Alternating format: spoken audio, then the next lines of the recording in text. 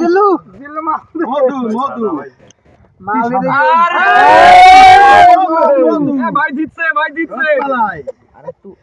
ভাই কখন হারিনি জিততেই তো স্বাভাবিক হারবি ও পাহাড়টা ও চারটা দিন ওইটা ওই ভাই হাইব্রিড না এটা ভালো হবে কিন্তু গরম হবে এটা হচ্ছে টার আরে খেতের জিনিস তো আপনার গরম হবে, এটাই তো সবাই। এক সাইড পুরো ঠান্ডা ওই সেই সাইড মাটি সাইড আচ্ছা ভাই এই দেখেন উপরে কি রে সাইনাঙ্কেলের কাজ দেবো? এই যে দেখেন করিম ভাই কেমনে তাকায় রয়েছে একটু দেখেন আল্লাহ, এই যে পারলি খাইয়ে ফেলে।